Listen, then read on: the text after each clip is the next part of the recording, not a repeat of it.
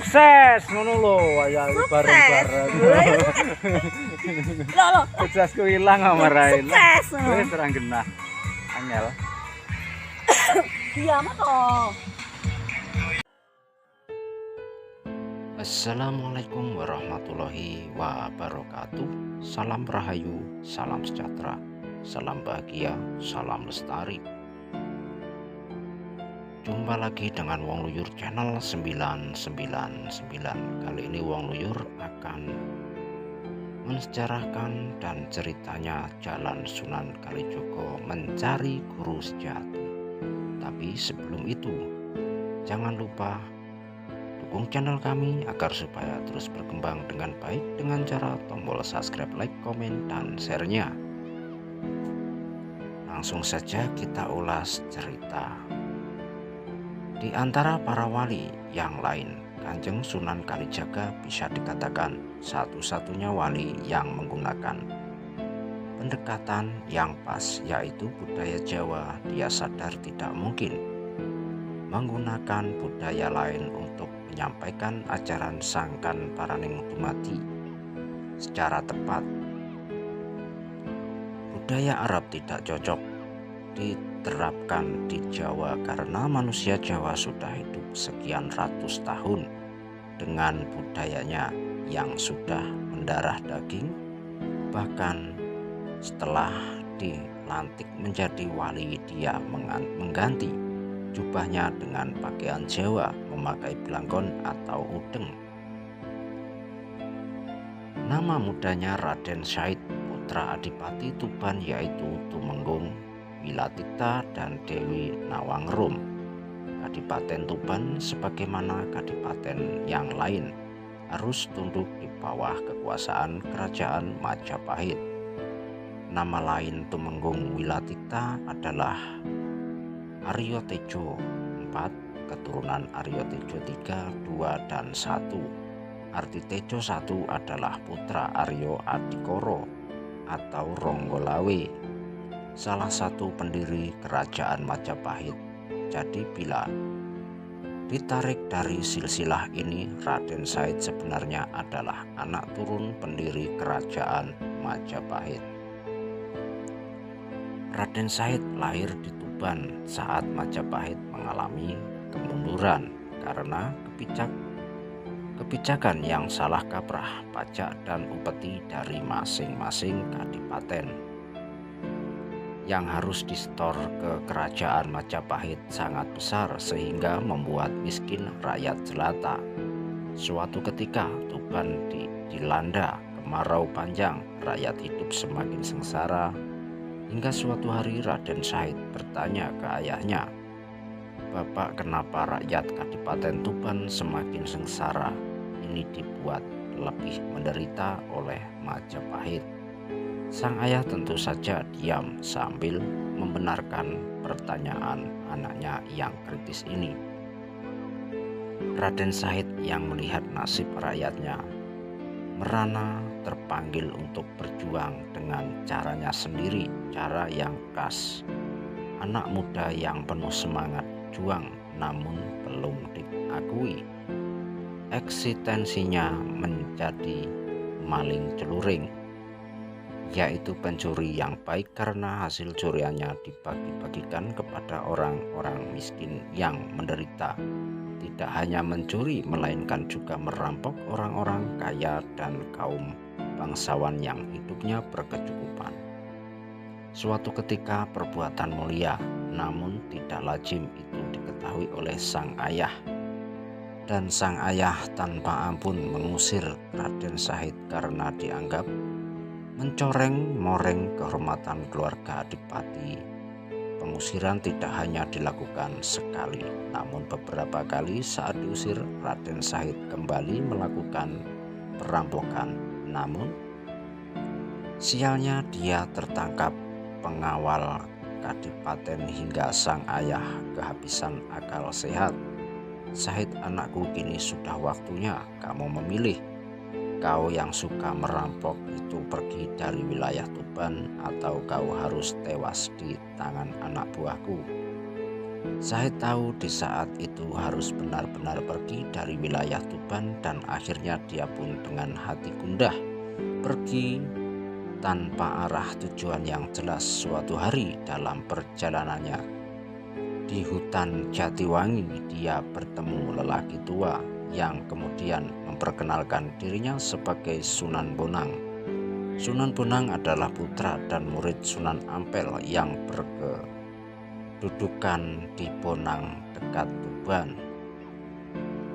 Syahid yang ingin merampok Sunan Bonang akhirnya harus bertekuk lutut dengan Syahid akhirnya berguru pada Sunan Bonang.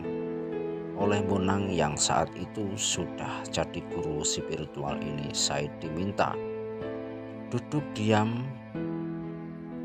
bersila di pinggir sungai. Posisi duduk diam meneng ini di kalangan para yogi dikenal dengan posisi meditasi. Syahid saat itu telah bertekad untuk mengubah orientasi hidupnya secara total 180 derajat. Yang awalnya dia berjuang dalam bentuk fisik menjadi pejuang dalam bentuk batin, metafisik. Dia telah meninggalkan syariat, masuk ke ruang hakikat untuk merenggut nikmatnya makrifat. Namun syariat yang diajarkan Sunan Bonang cuma satu: duduk diam meneng, mengalahkan diri ego dan patuh pada sang guru sejati. Kesadaran ruh untuk menghidupkan kesadaran guru sejati, ruh yang sekian lama terkubur dan tertimbun nafsu dan ego. Ini Bonang menguji tekad Raden Syahid dengan menyuruhnya untuk diam di pinggir kali. Ya, perintahnya hanya diminta untuk diam tok, tidak diminta untuk zikir atau ritual apapun, cukup diam atau meneng di tempat. Dia tidak diminta memikirkan tentang Tuhan atau zat yang adikodrati yang menguasai alam semesta.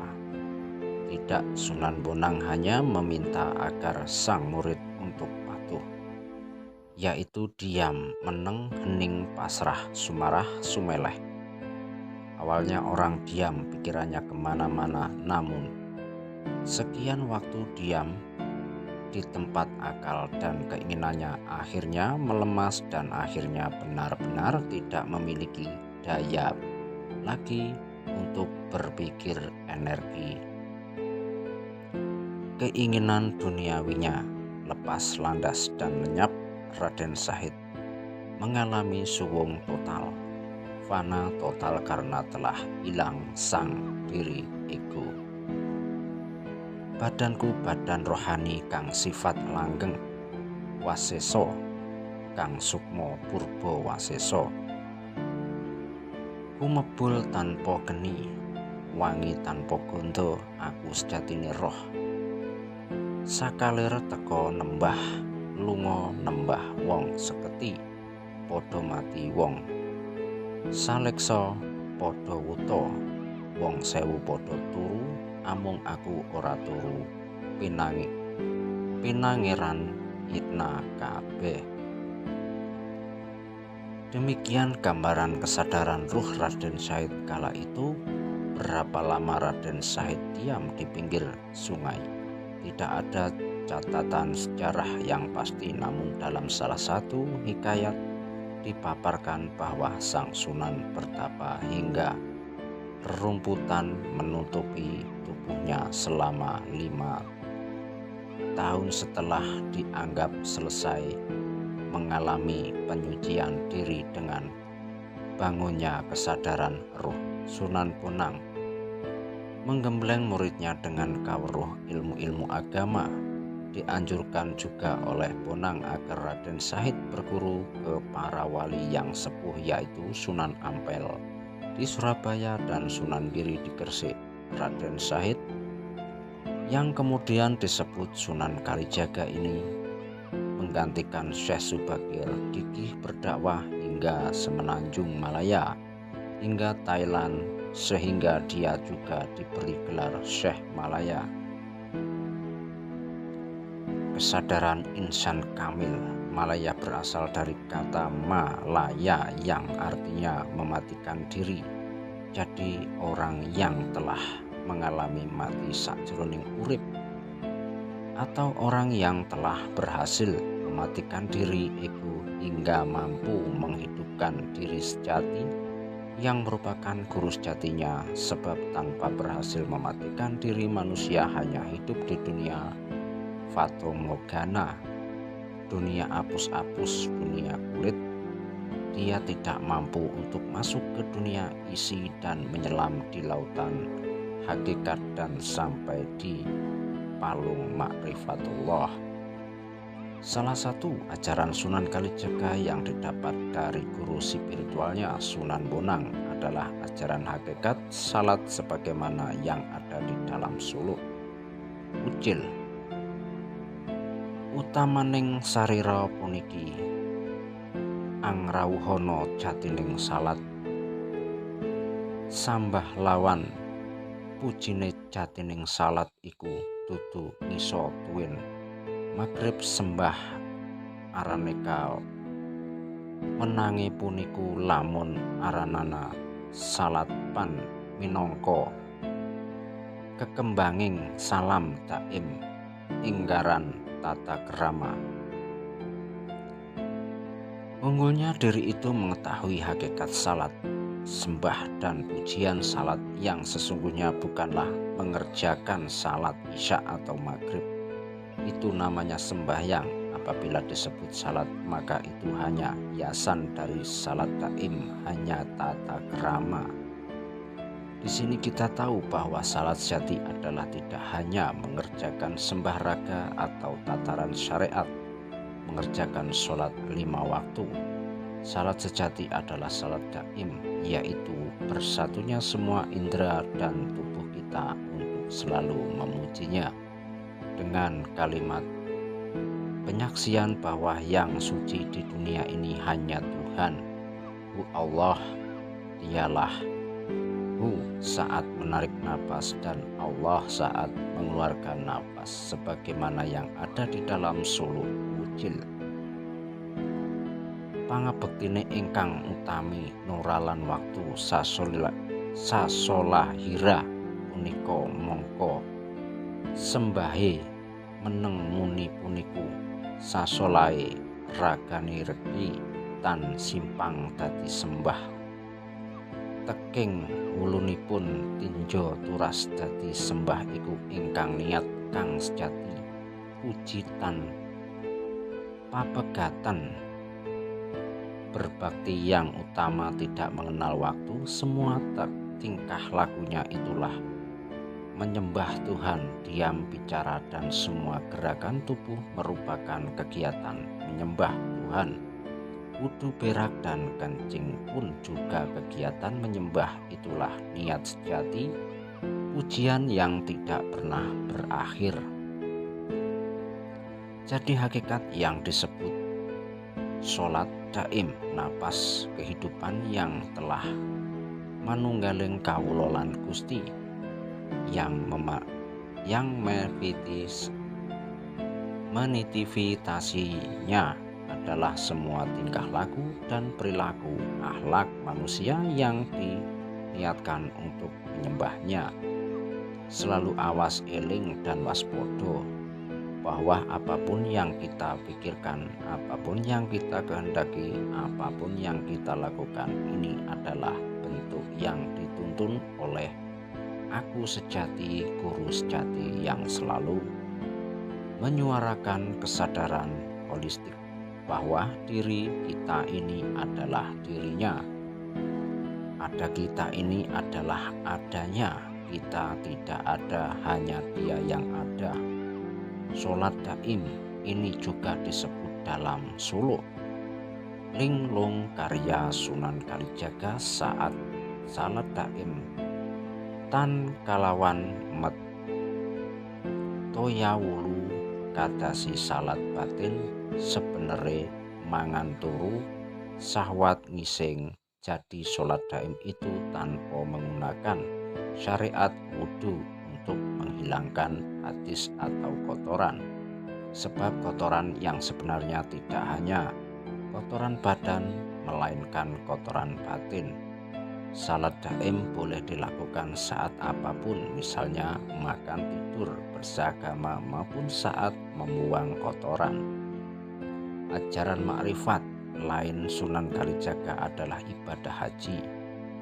Tertera dalam suluk linglung, suatu ketika Sunan Kalijaga bertekad pergi ke Mekah untuk melaksanakan ibadah haji. Di tengah perjalanan dia dihentikan oleh Nabi Khidir.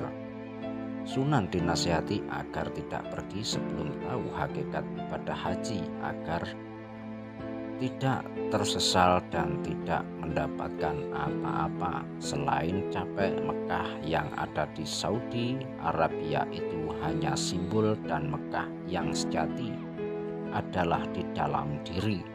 Dalam suluk Wujil disebutkan sebagai Norana weruh ing Mekah iki alit mila teka ing awayah, mang tekaing parane yen ana sangunipun tekaing Mekah tur dadi wali sangunipun alarang dahat dening ewuh dudu srepi dudu dinar sangunipun kang sura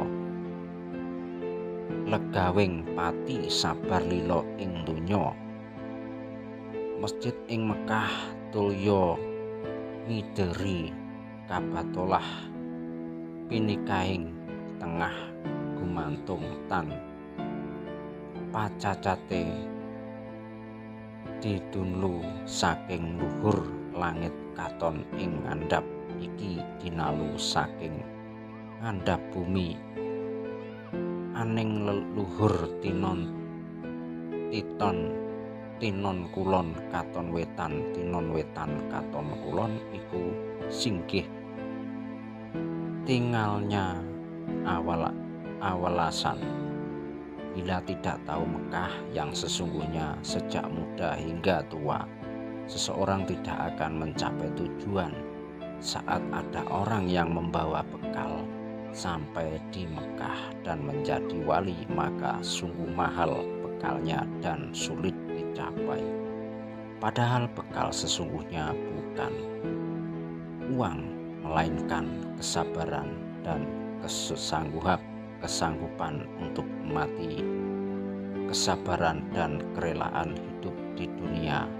Masjid di Mekah itu melingkar dengan Ka'bah berada di tengahnya, bergantung tanpa penggait, maka dilihat dari atas tampak langit di bawah, dilihat dari bawah tampak bumi di atas, melihat yang barat terlihat timur dan sebaliknya, itu penglihatan yang terbalik.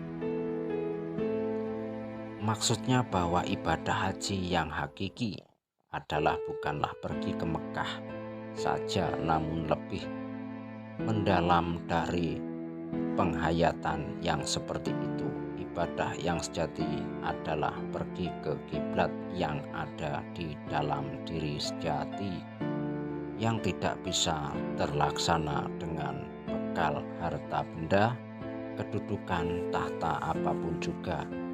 Namun sebaliknya, harus meletakkan semua itu untuk kemudian meneng diam dan mematikan seluruh ego aku dan berkeliling ke kiblat aku sejati.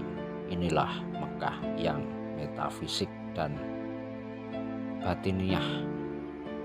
Memang pemahaman ini seperti terbalik, jagat walian, sebab apa yang selama ini kita anggap sebagai kebenaran dan kebaikan masihlah pemahaman yang dangkal. Apa yang kita anggap terbaik, tertinggi seperti langit dan paling berharga di dunia ternyata tidak ada apa-apanya dan sangat rendah nilainya. Apa bekal agar sukses menempuh ibadah haji makrifat untuk menziarahi diri sejati? Bekalnya adalah kesabaran dan keikhlasan, sabar berjuang dan memiliki iman yang teguh dalam memilih jalan yang barangkali dianggap orang lain sebagai jalan yang sesat. Ibadah haji metafisik ini akan menganjurkan kepada kita bahwa epicentrum atau pusat spiritual manusia adalah bertawaf, berkeliling ke rumah Tuhan, berkeliling bahkan masuk ke aku sejati dengan kondisi yang paling suci dan bersimpuh di kakinya yang mulia. Tujuan haji terakhir adalah untuk mencapai insan kamil, yaitu manusia sempurna yang merupakan kaca penggala kesempurnaannya. Sunan Kalijaga adalah manusia yang telah mencapai tahap perjalanan spiritual tertinggi yang juga telah didaki oleh Syekh Siti Jenar. Berbeda dengan Syekh Siti Jenar yang berjuang di tengah rakyat jelata, Sunan Kalijaga karena dilahirkan dari kerabat bangsawan, maka dia berjuang di dekat wilayah kekuasaan di bidang politik.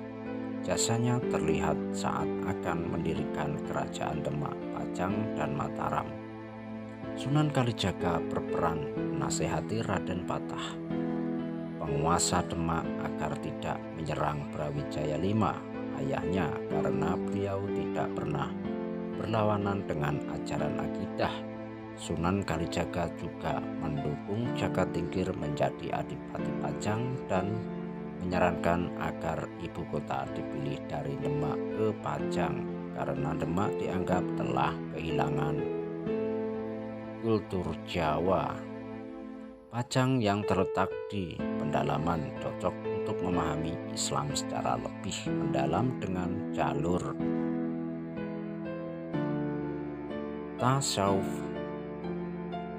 Sementara kota pelabuhan jahurnya syariat jasa lain, Sunan Kalijaga adalah mendorong Jaka Tingkir Pajang agar memenuhi janjinya memberikan tanah Mataram kepada Panembahan serta menasihati anak Panembahan yaitu Panembahan Senopati agar tidak hanya mengandalkan kekuatan batin melalui tapa berata, tapi juga menggalang kekuatan fisik dengan membangun tembok istana dan menggalang dukungan dari wilayah sekeliling. Bahkan Sunan Kalijaga juga mewariskan pada Panembahan Senopati baju rompi Ontokusumo atau Kiai Bondil yang bila dipakai akan kebal senjata apapun. Oke, itulah sedikit cerita tentang perjalanan Raden Said Kanjeng Sunan Kalijaga. Semoga bermanfaat untuk kita semua dari Wong Luyur Channel 99. Salam Rahayu Sakutumati. Assalamualaikum warahmatullahi